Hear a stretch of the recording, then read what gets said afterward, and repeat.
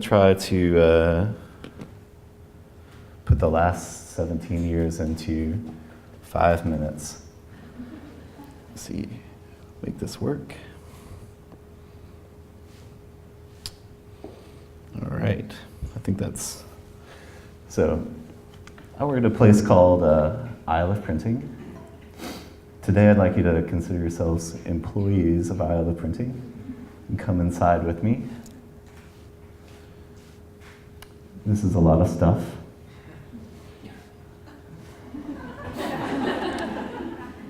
And I thought we'd begin here with a note that I found on my car the other day, which I thought was I laughed and I felt a little bit bad, but I thought that it was a really poignant and kind of tragic example of what we as artists do to ourselves. I put this slide up there every time just to remind people that I am not lying, that someone has written that I do have a place called Isle of Printing. It was opened in 1997, and the type of business is custom letterpress printing. But really these days, I think that by the end of it, we'll get to, we do a lot more than this. Just letterpress printing today. This is the sun dawning on another great day in Pie Town, which is where Isle of Printing has been for the last 17 years. The city has slowly built itself up around us, but we started off being right there by all of our suppliers, Bowers Ink, and Dennis Paper, and a lot of other great places. And a lot's changed.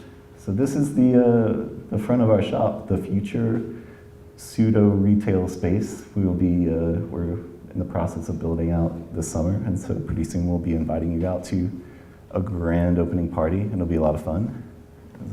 Make sure I look at you guys out there too. And this is what's behind the curtain.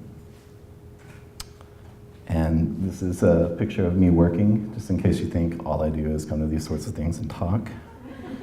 This is our mascot. This is our PR team, in effect, the lovely and talented Miss Elizabeth Williams. And these are the two sides of the human condition: be quiet, clean up. This is, we're in our 4th location now. We've somehow managed to move 4 times and never go more than 3 blocks away from the initial spot, which if you, when you guys come to the place, you'll realize is like what an incredibly Herculean task that is to move, because we have literally tons of big, heavy letterpress equipment. It's nothing like moving your laptop around. This is one of our interns, Holly, did this wonderful Vauvel of our 3rd location. Oh, well, looks like it's time to get to work. So, I think, if I believe in that big that axiom, if you look successful, you will be successful. And nothing says success like racing stripes. So this is the team. It's kind of a rotating group of people. I've been very fortunate over the last 17 or 18 years to meet and interact and work with a lot of incredibly generous and talented people. This is taken last year, so we've got a couple of interns, some folks from Ireland, and some regular characters that work with us. But these days, the mission of Isle of Printing has grown far beyond what I could do by myself, and I literally get up in the morning and go to bed at night thanking my lucky stars that these people will be part of my vision, and I hope you guys are too. And this is where I do a lot of my heavy thinking. This is my uncle, and he is the real reason that I started a letterpress print shop to begin with. These days, of course, everyone knows what letterpress printing is, but 25, 30 years ago, letterpress was dying off, and honestly, most people questioned my sanity every time I said, this is what I'm going to get into. But he was a historian of industrial technology for the Tennessee State Museum, and he was collecting this stuff in the transition between kind of the digital and the analog era of printing. And there were a lot of people who did letterpress printing as a blue-collar trade for 30, 40 years, never thought of themselves as artists, but just were craftsmen. And in the 80s and 90s, those folks were retiring and dying off. And all across America, it looked like letterpress was like on its way out. Unfortunately for me, my family, he died young, but his collection remained, and it solved, I guess, a problem, because I was getting out of school with a degree in sculpture, which my parents generously supported me in. However, I came to the realization that that was not a marketable skill. And then there was this equipment that had a huge history that has been passed down from Gutenberg, from master to apprentice all those years. And Jim Sheridan, I think, has said it most eloquently, is that the equipment needed someone to take care of it, and I needed something to take care of. So we got together, me and the equipment, and which brings us back to stuff. And I think I'm gonna blow through a bunch of slides here in a second, but I guess if you guys just take away a few things from this talk. Number one, I've got a wonderful new shirt. And which kind of gets to one of the points, is that I love stuff. And this is a great photo by Andreas Gursky. It's something that I saw years ago, and it's just stuck in my head, because it's just this glorious, wonderful shot of, I wish it was like a little bit darker in here so you could see how beautifully bright everything is. But it's this magical place of stuff. And I love stuff. I'm addicted to it, and I think it's wonderful. And at the same time, it's the curse, it's the scourge of modern culture and the first world, and we're awash in stuff. So at the same time, I think being someone who likes to make things, I'm literally impelled to continue to create new things. But in the back of my mind, I know we've already got the stuff taken care of. But every day there are millions of things being produced, and really no new things need to be made to satisfy most of our needs or demands. So it's sort of I think as someone who makes things, I feel a little bit guilty for continuing to increasingly put more things into the world. So for myself, as a cathartic thing, I think that as I make things, I need to have some sort of valid social reason that I'm creating these new items to clutter up our world. And I think Isla printing has become this sort of, hopefully anchor in the community that will be a place where we can use making things and use our creativity to make a positive impact on Nashville, and then hopefully beyond that, the world, through doing fun things and creating a lot of cool stuff. So here we go. Tell me to slow down if you want. I've seen all these a million times, but I know that you guys haven't. I mean, how many people have lived in Nashville 1,000 years? And how many people have lived here 5 years? And 2 years, 1 year? So, yay, everybody had their hand up for just a second, that's great. Anyway, so imagine years ago, in the dark ages, there were honky-tonks. And there was a place called Hat Show Print, which I worked for a couple of years while I was getting my own jam set up.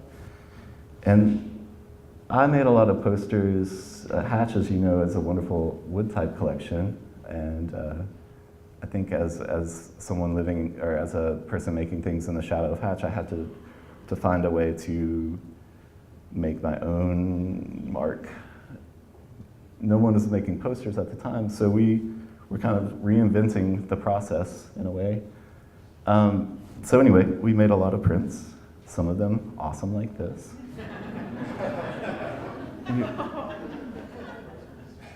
Always remember, you gotta put the name, where you're going, and how to get more information. Hopefully the date too. So we started just making lots of stuff for different kinds of folks. We made a lot of wedding invitations, and we made wedding invitation posters, and more, lots of posters, lamps. We always try to get people to read books whenever possible. And my first shop was right next to the switching yard, the CSX switching yard, so I looked at trains. They were literally 15 feet outside of my window. So we support various haircuts. So we've been lucky to work with a lot of really interesting people, and I think, that's why I got into this. This is a book cover. So why I got into making prints came from a sculpture background, but I really liked public art. And to me, printmaking is one of the most democratic forms of public art because you can share it with everyone. There are multiple originals, and rather than making one giant bronze sculpture that costs $50 zillion, I can make a bunch of $20, $50, $60 posters. This is the bunnies that used to live next to the tracks. I guess they still do. This is bunny control. And this is a tiny army of mice that actually do all the work at the shop. So making public art, I always saw posters as a form of public art, and there are a lot of people who are frightened. I know the place that I grew up, art was just not something that people did and didn't talk about it, and you best kept that out of polite company. No, I'm just kidding. But the point I'm trying to make is that you can put art in a lot of different situations, and I think that I see graphic design and printmaking as one of the ways to get it into people's hands that usually would say, I don't like art, I don't have anything to do with that, but they might like Willie Nelson or Mr. Rogers, and suddenly they're interacting with art. I always think that humor is a better way to get at people, because I really, the things I'm talking about, like eating, are important topics, and I think you can say really serious things, but you don't always have to use a serious tone to get that across. This was supposed to be a My Morning Jacket poster, and let's see,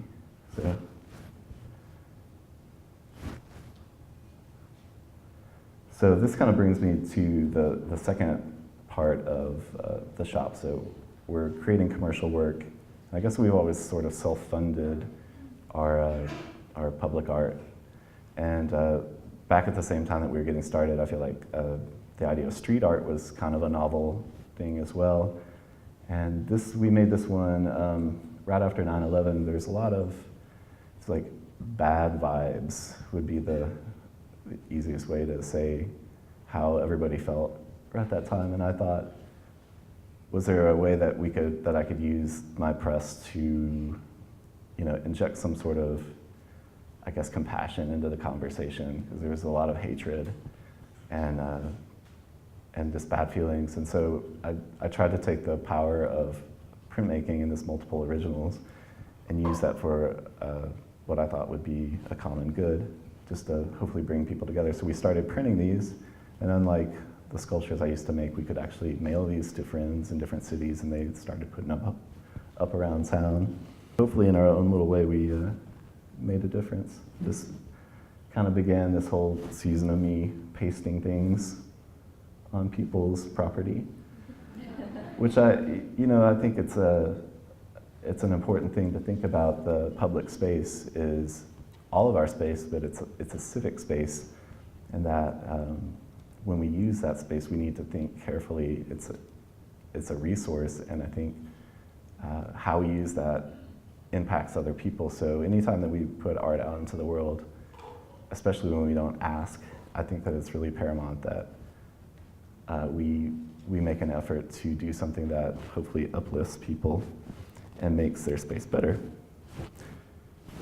And this is our general rule at the shop, and hopefully the thing that people take away, as long as we're here, we should invest in kindness. So we were putting up prints, and then I decided that wasn't, as magnanimous and democratic as I wanted that to be. I was only putting things where I felt comfortable going, and that there were a lot of people that we were not serving. So I thought maybe the better way to do it was to put prints on balloons and just let them go. So we started doing these balloon launches, and we had these paratroopers. We'd have these launch parties all across the country. And at the count of 3, after a brief but very serious ceremony, we would launch them into the world, and then hope that people would find them. We created a website to track where those troopers went. This was during the Gulf War, where we were busy invading other places. So I thought it was an interesting thing for us to consider on a toy scale what that might feel like here. But really what I wanted to do, I wanted there to be, I don't know if there was a picture of the little kid. Yeah, I mean, I wanted this experience for people to have a piece of art fall into their backyard, and that I wanted a little kid to go. And it happened. So this is in England, and these are English people, and I got to yell at them, make them do what I wanted, and please, sir, have another. And then one of my favorite things that we've done is an old-fashioned pie throw. Coincidentally, there are no new-fashioned pie throws. But the idea is for $5 you could throw a pie at me. And if you hit me, which a lot of people obviously did, you got this lovely poster that I made, and I personalized it for people. And if you missed me, you got this, which created a conundrum for most people because they really wanted this, not this. But when you get a pie in your hand, because I saw it 150 times, you really want to hit somebody with it. And I think that's part of the moral dilemma that we all face in life. So, some people did miss. We had a lot of fun. Made some more posters. Lots of posters. There was the My Morning Jacket poster that ended up happening. And then a long time, 10 years passed, and suddenly there were a lot of people making prints, and a whole culture had come up around us of Etsy and things, and suddenly things had changed, and I felt like that freed us up from strictly doing. For a long time, it was about preserving letterpress, but there are a lot of people that are now making letterpress happen, so we can move on and focus on our public art. So we're just gonna zip through here, get back to my uncle who gave me my love of motorcycles. So we made a bunch of motorcycle prints, which slowly devolved into this, which I think is the future of motorcycling. And I have a gang, a quasi-gang called the Copycats. You guys can talk to me about membership. So along the way, we've worked with, in Nashville, things have changed a lot, and we've grown up with the people around here. We were honored to help Scott design his wrappers and packaging when he first started off. And we did a bailout bar together. We got some laser cutters, so now we're in the 21st century. Yes. And here I am talking to Elizabeth about how much time we're saving and how excited we are. Third Man moved to town and they've been a really great partner. We've gotten to do a lot of really awesome stuff. You can't see this, but this is a triple-decker poster we made, laser cut, where you put all 3 parts together and bam, look at that. So we printed this, and then it was on that crazy show Nashville, and we were excited. So I just got really obsessed with all the places that were on Nashville, and I started taking these around to the spots and gave them, kind of Ed McMahon big check style, like, way to go. Here's another one of our friends, Callie, that got an awesome hair joint, and Dave over at Bella Nashville, Teresa at Moss Tacos. So these are all people that are changing the face of our community in really positive ways, and we've been lucky to help support them. Probably the one that we're most excited about, or proud of, though we love them all, is this. Started out as a business card job and turned into building giant anchors and hand painting signs, laser cutting all sorts of these crazy guys and menus. And then we made this giant, the world's largest iPhone enhanced letterpress mural. There's me with the block that made all the parts. There it is again. And then, strangely, jumping to The Great Gatsby. So this project we did, and I think like 13 days from start to finish. More laser cutting. So that's really changed what we can do at the shop. This is something, I guess we can call it a Grammy Award winning package now, something we helped with the Paramount Records do. But really, it's about neighbors, I think. And all of these things, all these good things that have happened to me have come about because of my relationships with people. So we started a project called the Hello Neighbor, Mr. Rogers Project, where we gave people prints and made shirts. So lots of love. We're going to go faster. And in the last few years, we really jumped out into kind of a new direction. We started doing these large-scale things, made these cans for this place called Pinewood Social.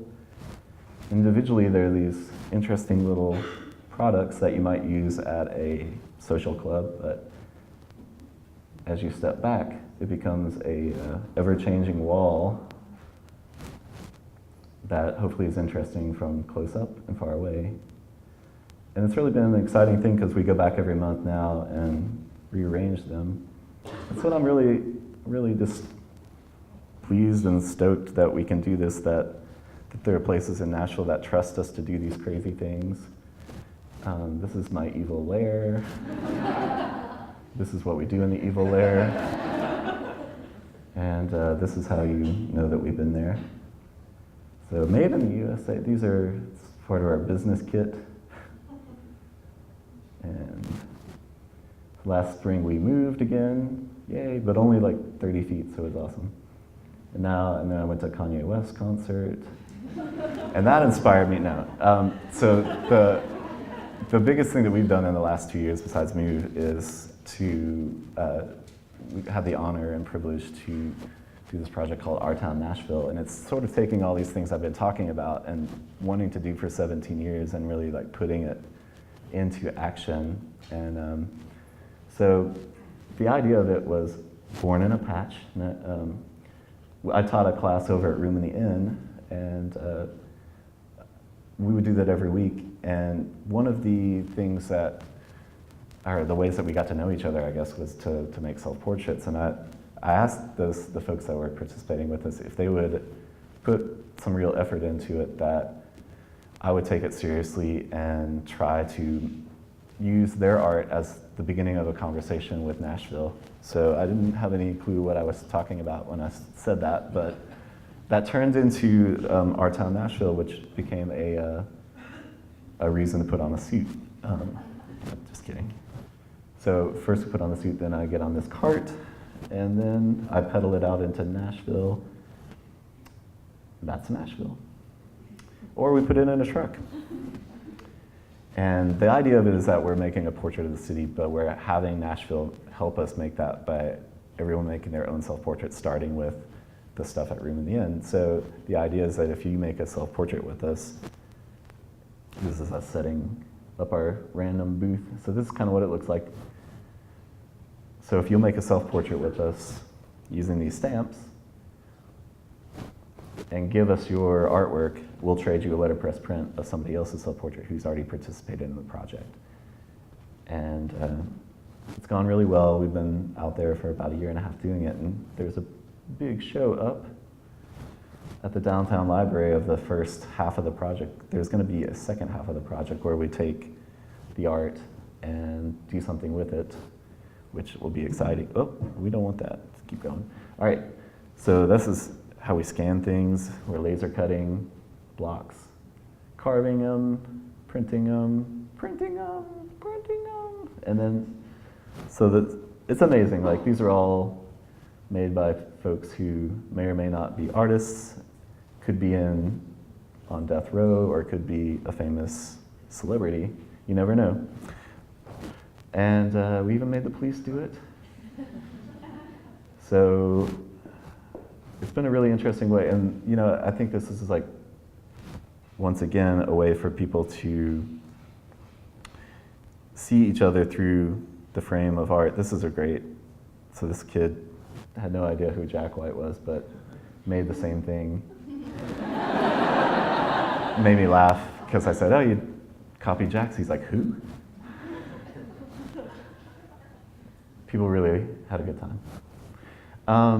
And I think what's been great about it is that I think art gives people a lens to know each other in a different way than we would if we just like went up and said, hey, I'm Bryce, and we talk about different things, and what's inside of us can be on the outside when we do these self-portraits.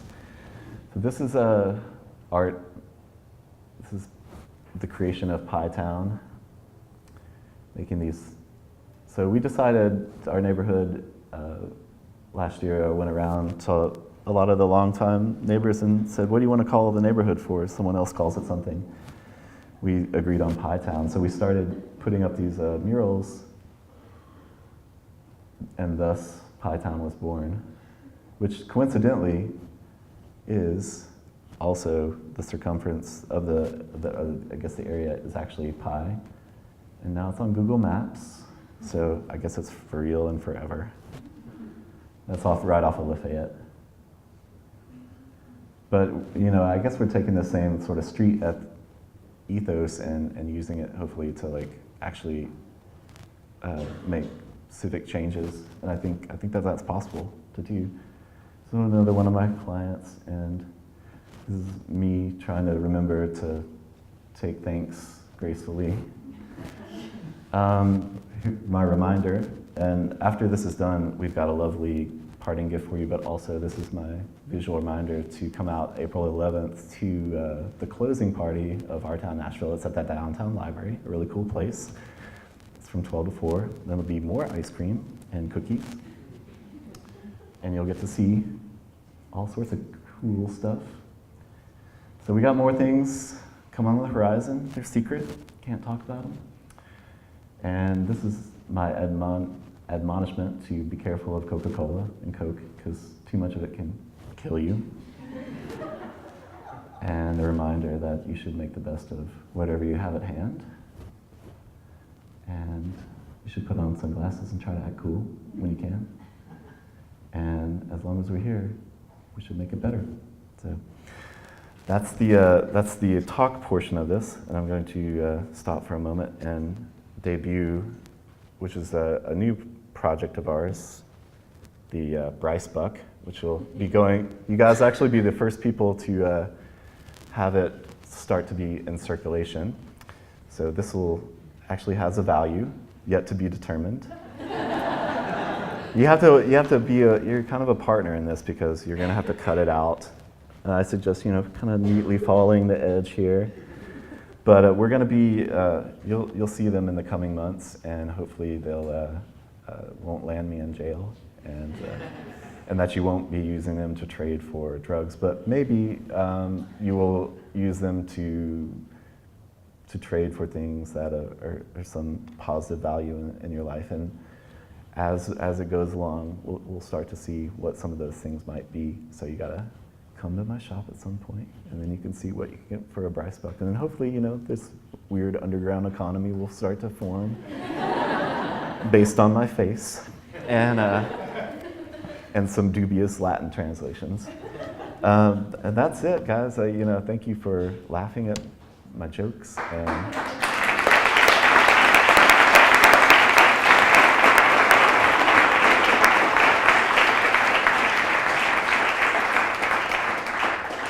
I don't know how much time we have, but I think this is the portion where you throw rocks at me. Oh wait, or ask questions.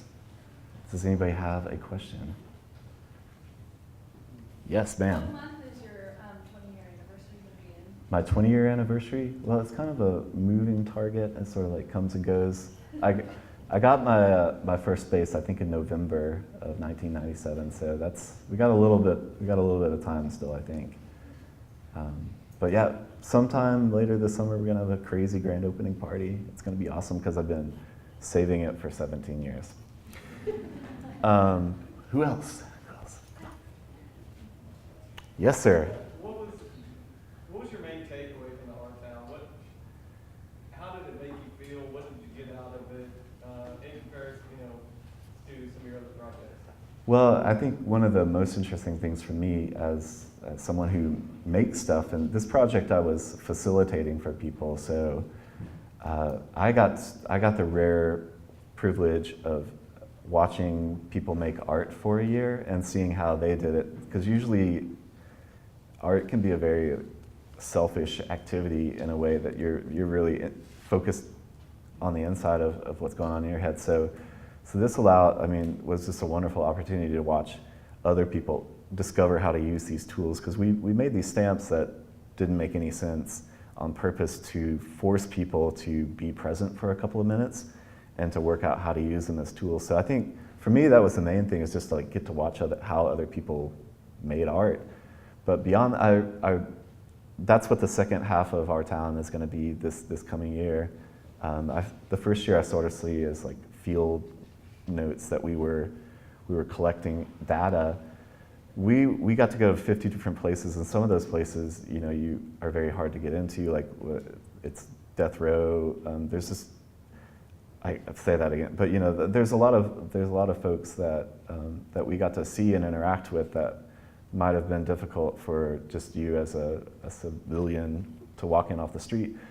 And what I really took away from it was that that there were these people that you would think that were very different than yourself because of maybe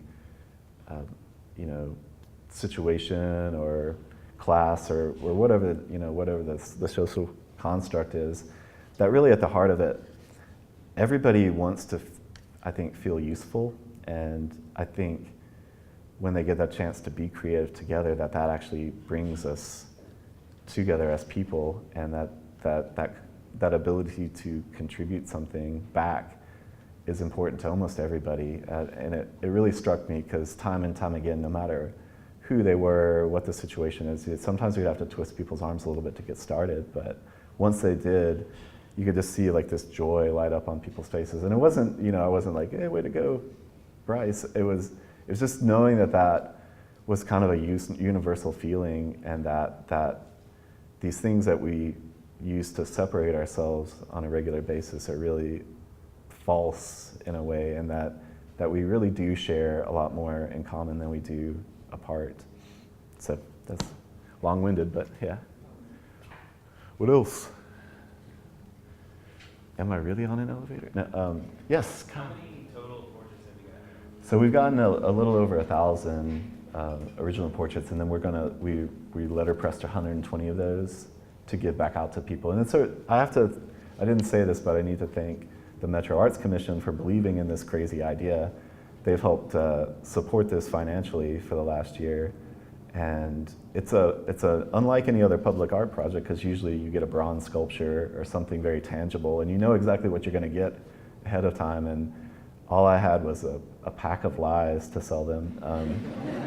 Now, we didn't know. And they were cool enough to say, we trust that what your vision is, and that changed over the course of the thing.